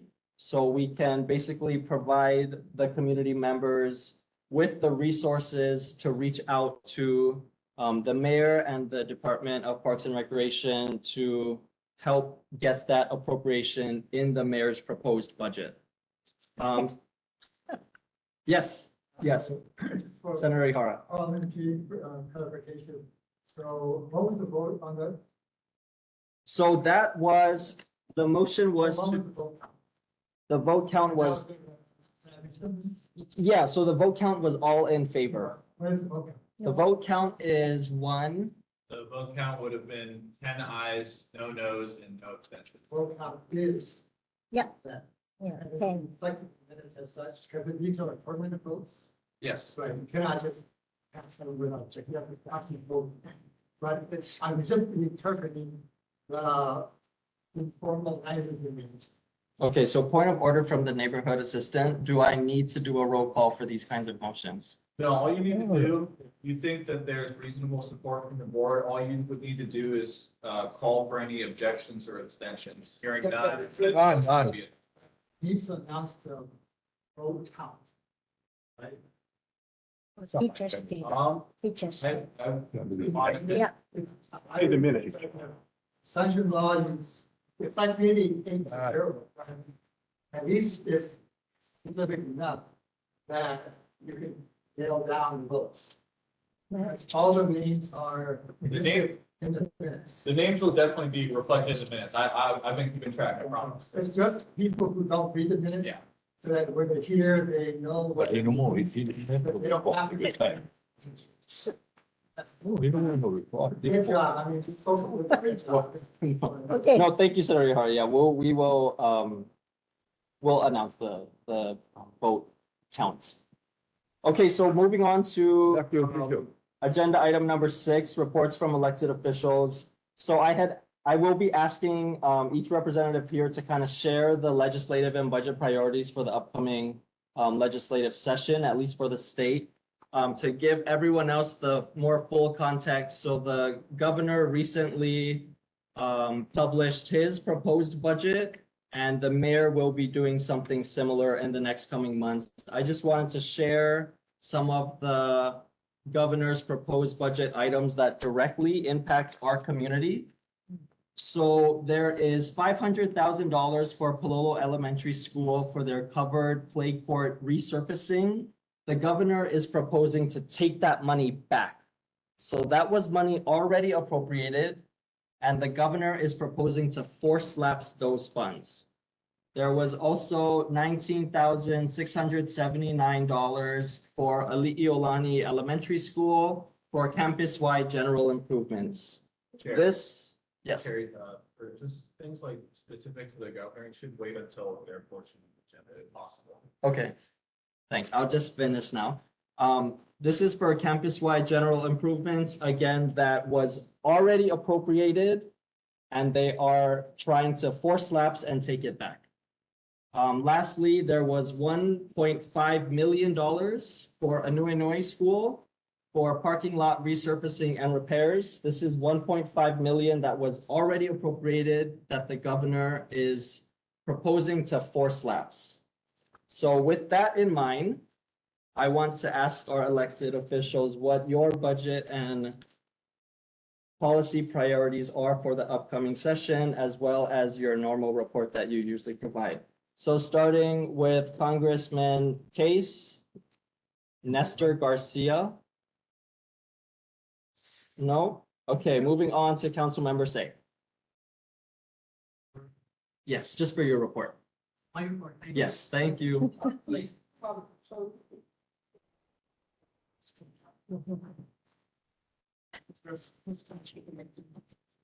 It's in the link for all of you, and the report will reflect that there's been a lot of requests made to the city in regards to different topics and issues that I think all of you are aware of. from the Kuhale Place issue in regards to the families that want to see that road be resurfaced and repaved as one. The other project is the one of the water supply of also White Mile Road, which will affect 6 to 7 families. And then we have the issue in regards to what has happened on 10th and White Mile with the bridge where there is a homeless encampment. But there's a lot of issues that we've been trying to address. And for Earl, I believe somebody sent you a letter stating that they did repaint 10th and Wailai. If you recall, you got that letter from the Department of Transportation Services. We're talking about pink. Thinking of the 10th. 10th and Wailai, In 10 Wailai. that you had always requested the board to take a look at and asked the mayor's rep to take a look at. We're talking about the pink across Wailai Avenue. That's the one that I asked for once and they made them. Yeah, that's what Right I'm now. saying. Okay, That's so what I'm reporting. thank you. Thank you. Thank you. Anything else as Yes, far as yeah, CIP, Thank you. you have to wait because we'll have to wait for the mayor's recommendation. Okay. Thank you, Councilmember. Okay, moving on to Mayor Glenn Giardi's representative. We have, of course, Deputy Director Mamizuka. Hello and good evening. So just following up on the mayor's report from last month. My apologies for not being here. I had to take some time off and, get rested up for December. So anyways, the first issue has to do with the Inflation Reduction Act. And the question was, what is the spending plan breakdown for the city and county of Honolulu's portion of the $1 billion of federal funds for tree planting pursuant to the Inflation Reduction Act? And the response is from the Office of Climate Change, Sustainability and Resiliency, the City Department of Parks and Recreation Division of Urban Forestry, DPR, DUF, was recently notified that it will be the recipient of up to $1 million from the U.S. Forest Service for urban and community forestry through a program of the Federal Inflation Reduction Act. This is a partial award of what was applied for, and so rescoping of the full applications, objectives, and goals are ongoing with the grantor. The city looks forward to sharing more information once the scope of work and grant agreement are finalized. This is an exciting follow-up award from a prior congressionally directed spending award supported by Congressman Case, also from the U.S. Forest Service, that is supporting the DPR DUF to update and digitize the city street and park tree inventory and procure an asset management system for enhanced maintenance and management of city, street, and park trees. The DPR actually requested for $2.2 million. So, they're still working. They're going to be writing more letters and, for the full amount. Yeah. So try to get that extra 1.2 million. The second issue pertains to the Palolo District Park outdoor court lights. The question was, can DDC provide a price estimate for new lighting to be installed at the outdoor courts at Palolo District Park? And DPR and DDC's response was, DPR currently has no plans to install lighting at this time, as there are already several CIP projects ongoing at Palolo. The Department of Design and Construction estimates cost for lighting of volleyball, basketball, and tennis courts to be about $1.1 million, 1.2. So I believe a representative from DPR will be present at February's neighborhood board meeting. Yes. Yeah, so. I was told Director Thielen will. Yeah, Director T. I wasn't sure if she was coming, but I'm glad that she is. Get all your questions ready. Laura's going to be prepared, so. The second concern was the Palolo District Park field lights. And the question was, a resident requested that once new lights at the Palolo District Park field are funded, that the lights please be shielded. In the past, lights from the field were not shielded, and so light would shine or be visible to homes on the 10th Avenue side. And the response from DDC was, When funding has been released for the new field lights at the Palolo Valley District Park, DDC will follow the guidance of the Illuminating Engineering Society's recommended practice for lighting sports and recreational areas to ensure that recreational play can be safely done at night. The current state-of-the-art ball field lighting fixtures have internal shielding to reduce glare and uplighting. These fixtures have been successfully used at Kahuku District Park, Waialua District Park, and most recently at the Palolo Valley District Park swimming pool. Since lighting technology is continuously evolving, DDC engineers attend lighting conferences when travel funds permit to meet with lighting manufacturers to examine new products that will meet with the recommended illumination requirements and reduce impact to the environment. And that's all for the mayor's report. Any questions? Thank you, Deputy. Any questions from board members for the mayor's representative? Okay, thank you, Deputy. Okay, so next would be Governor Green's representative, Ryan Aguilar. Unfortunately, he said that he could not be here today. I'll take this opportunity to share that, typically the state will issue grants and aids, which will be due before our next board meeting. So I just want to share that opportunity with board members. If you're aware of any nonprofit or any organization seeking grants and aid funds from the state, the deadline will be before our next board meeting in February. So if you're interested, you can, I can help direct you to those resources. Okay, next I see Representative Sayama online. Thank you. Hello, everyone. Good evening. I apologize that I can't be there in person tonight. It was nice seeing some of you at the Kaimuki Christmas Parade. Hope you guys had fun. It was great turnout from the community. But very quickly, I do want to share basic legislative priorities for this coming legislative session for me. As Vice Chair of Consumer Protection and Commerce Committee, we are taking a very hard look at property insurance in Hawaii. Unfortunately, because of the Maui wildfires and a number of factors that are coincidentally happening and coming together next year, property insurance will likely increase because of global and reinsurance industry factors. But some things are out of our control, and so things are going to get more expensive for homeowners insurance. To mitigate some of those rising costs, the state is looking at different policy alternatives.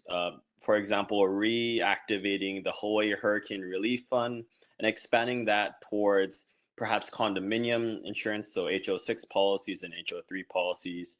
And for single-family homeowners insurance, we're looking to expand the Hawaii Property Insurance Association's last resort market policies. So hopefully that would be able to cover the insurance demand locally. That being said, especially for condominiums, this issue has been festering for years, and now it's really coming to a breaking point.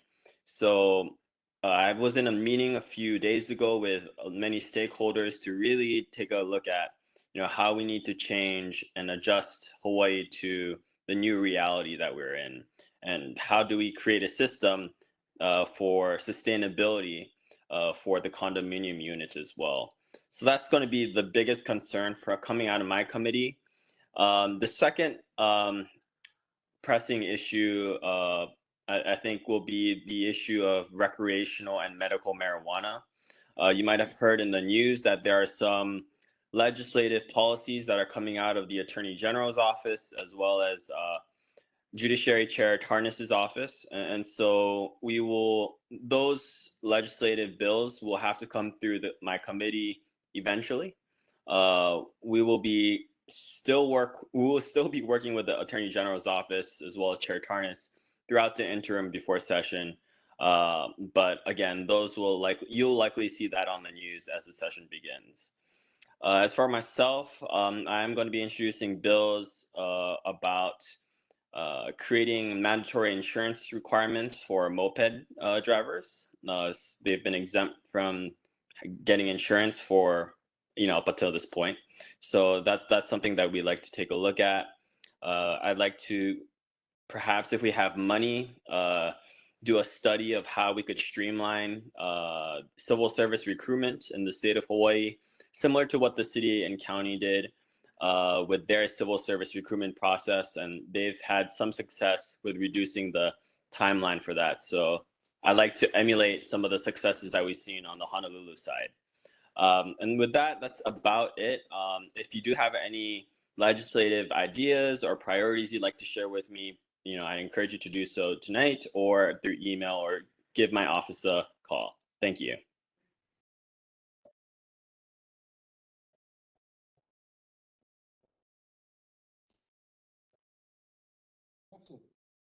What you doing over there? You know, it's supposed to be here after this. So, Yeah, so sorry, I'm actually I am getting my master's at UH and it's finals, so I had to take my final. So I'm still trying to get that done. So unfortunately, I had to take the test today. we had one, fire alarm test, was on TV, and said it was supposed to be at 11:45. But we don't hear anything over here in the valley. What's the reason when the guy on the TV, they get them all around everything, then they get on top that the fire alarm will be on 11:45, but I didn't hear nothing. Yeah. And I was telling you about the last meeting, right? Yeah, so this is Right. something. Yeah, so this is something that came up last meeting. There are a number of sirens that HIEMA manages, the Hawaii Emergency Management Agency, and a number of them are broken essentially. Yeah, and so this year we're going to be putting money to repair those sirens. It's going to take a while, I think, for HIEMA to be able to repair them because they have a shortage of engineers that they employ. And so it's going to take some time for them to go around the entire state to fix these sirens. But we'll definitely be putting money into that. Yeah, but Jackson, you know what happened to Maui, yeah? I was telling to you until we got interrupted, by our chairman. Our life is more important. The first thing, when a house burns, who do you take out, gotta get? The person. Right. Right? Maui didn't do that, right? You know what I mean? How many guys, 100 guys died. Okay, the thing about it that came out now, no fire alarm. That's out of the thing, out of the question. So I don't want that to happen in this island now. Like I said, 11:45, no alarm or anything. Okay, you don't think about property, but I'm thinking about people's life. That's what comes first in when the house burns, you're trying to get the people out. So the people get alert, there's something is happening now. A lot of people, you guys, I don't know, not you or whatever, but they're not thinking that, they're not thinking about property. You see, like Maui never had the fire, no alarm. Why? The guy said he doesn't care. But I know. I suspect he been pressed the button, no alarm. And then the second thing is the generator, the power battery. You cannot see that the someone broken. Okay, that's what I suspect. Because nobody can see with a big fire going down, and you're not even going. Even if your boss tells you not to do them, you're gonna make the alarm so people can know exactly what happened in there. That's all. That's right? Yeah, thank you, Board Member Shiraki. Yeah, I'm telling you what it's not. That's the truth. That's all. Yeah, thank you. Any other questions from other board members? Yes, Member Nakayama. Hi, Rep. Sayang. Happy holidays. I was just wondering, in response to Earl's issue with the sirens, is there a possibility where you could tell us all of the sirens and which ones aren't working? And if we could send a notice to the neighbors so that they know that you're working on it and that there has to be a way we can mitigate the risk, right? So if we can't hear, I mean, I didn't hear it there, right? And so if we cannot hear the sirens, there has to be another way where we can alert the neighbors. Because it can't be that you just leave the siren and we're working on it and that's it. We need a workaround just to ensure the safety of our neighbors, especially we have a lot of seniors, yeah. in Palolo. So, if there's a way where we, and I think Earl and I, we would be more than happy to assist you. Yeah, no, thank you for that. And happy holidays to you too. I'm more than happy to work with you and try to get you a list of those sirens that are defective. I will contact Haima to see what systems they have as an alternative to notify residents of these alerts. I understand that they might have an app or have some notifications via radio and TV, but again, I'll get back to you and the board on that. Thank you. Yeah, because if not, probably, you would probably know. But the only siren that's up here is the one that he's talking about, right? There's only one. There's only one. For the whole upper Yeah. valley. Yeah. And then I think there's one on this side by Jarrett's side, right? But that's one significant siren that's out of commission. For the whole upper valley. Yeah. That's it. But I don't really know Jackson, so, but I think Earl has a really good point that there has to be some kind of way we can alert people of any risk and have them know that the siren is not. Well, I think Jackson is, it's supposed to be a first priority. I don't care what you say. You can start it there or what.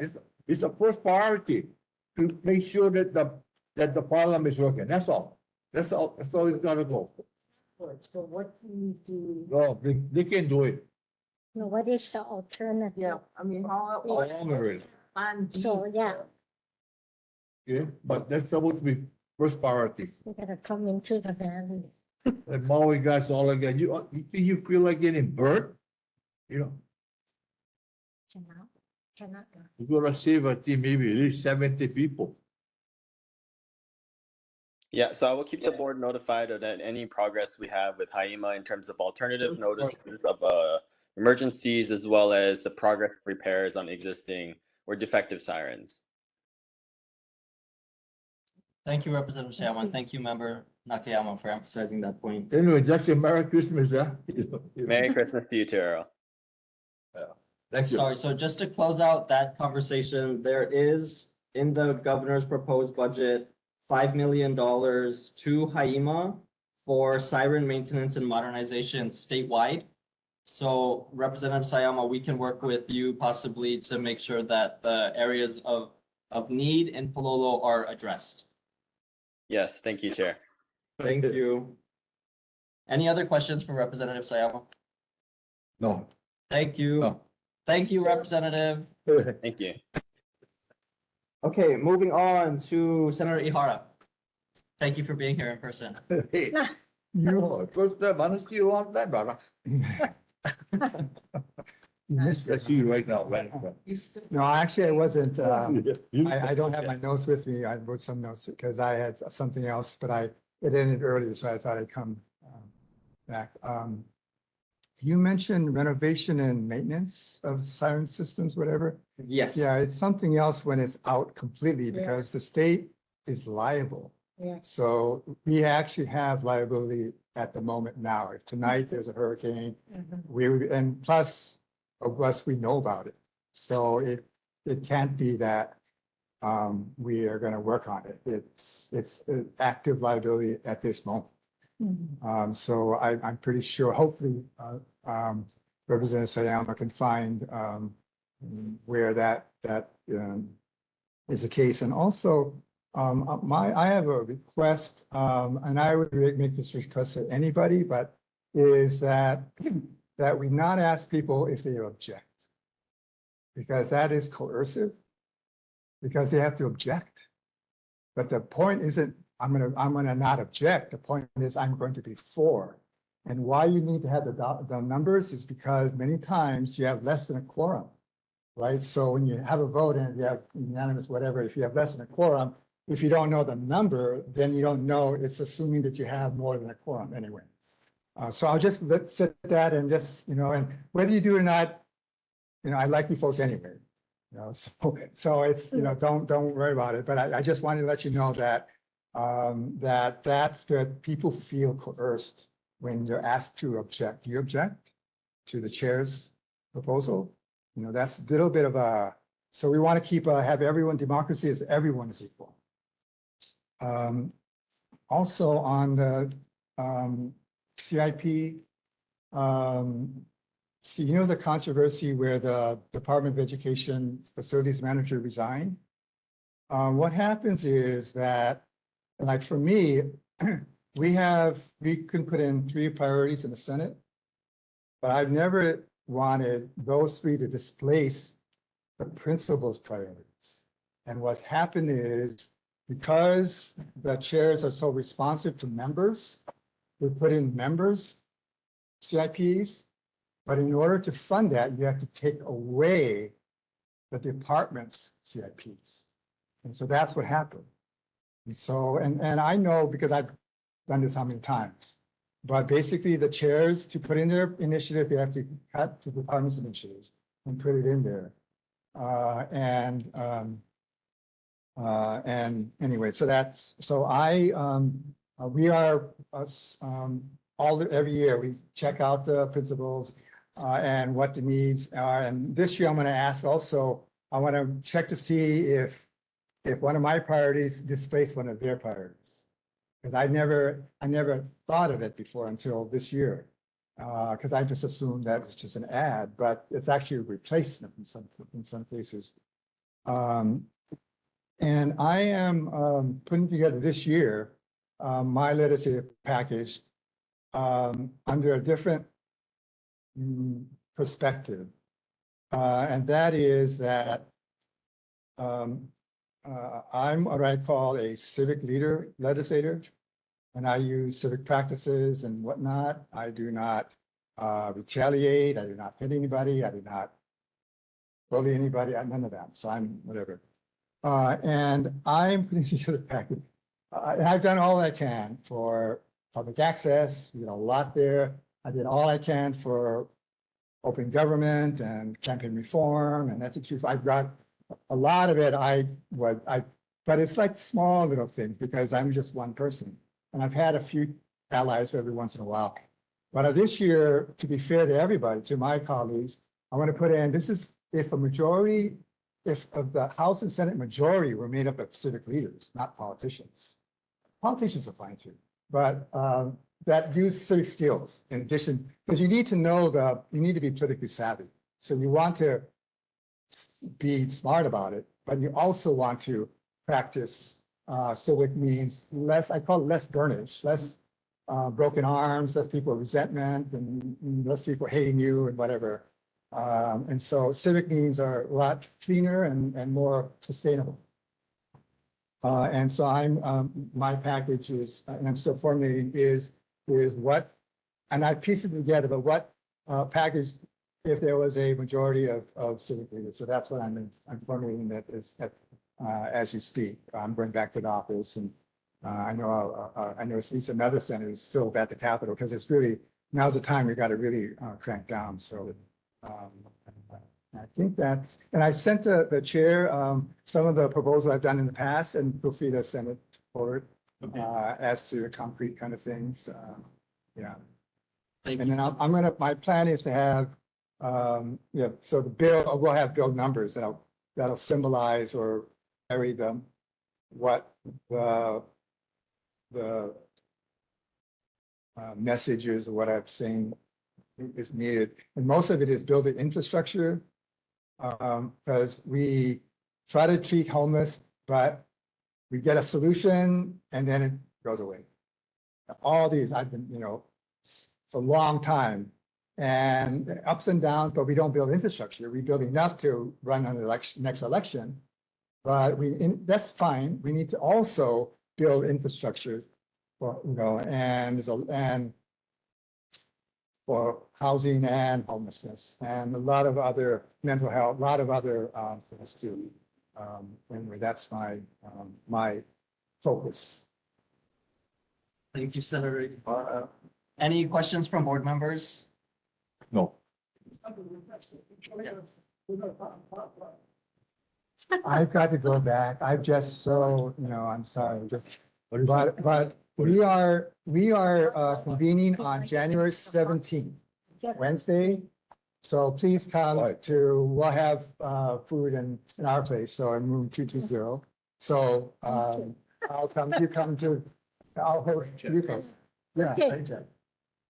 thank you. Okay, thank you. And then Colin's at the Senate, so anytime, just feel free. And thank you for your report last month. Sure. So to address Senator Ibarra's first concern, I'm sorry if you felt coerced for any of the votes that you took today. I hope you know it was not my intention to coerce you into taking those votes. So I will change that practice to be more inclusive of the process to everyone.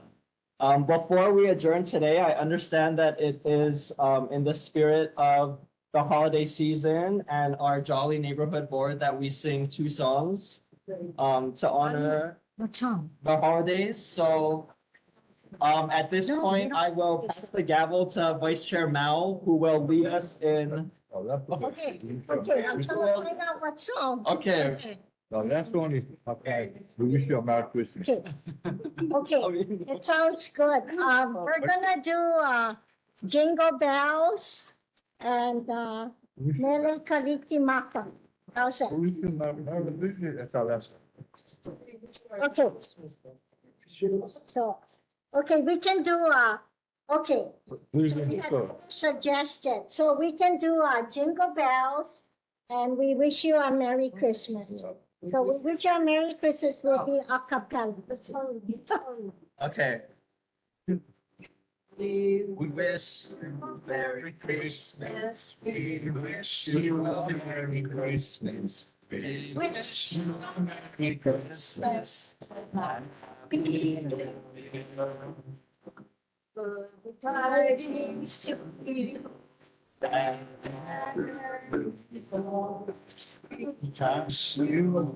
Christmas and Happy New Year. Okay, what's the next? Okay, now we'll sing, first of all, we all sing, Jingle Bells, okay? Wait, you get a couple. I'm gonna let Darlene Chris. Yeah. The chords are. The secretary, Dr. Wait, come on, stop on the side. Jingle bells, jingle bells, jingle all the way. Goodness to ride in a one-horse open sleigh. Jingle bells, jingle bells, jingle all the way. Oh, my funny was to ride in a one-horse open sleigh.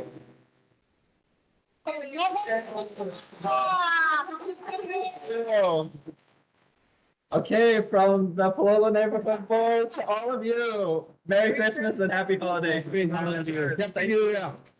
Merry Christmas. Merry Christmas. Thank you. Thanks for stepping up. Yeah, my pleasure. Sometime in January. February. Why? It's bingo mess on this time. See, Oh. you know when you play them?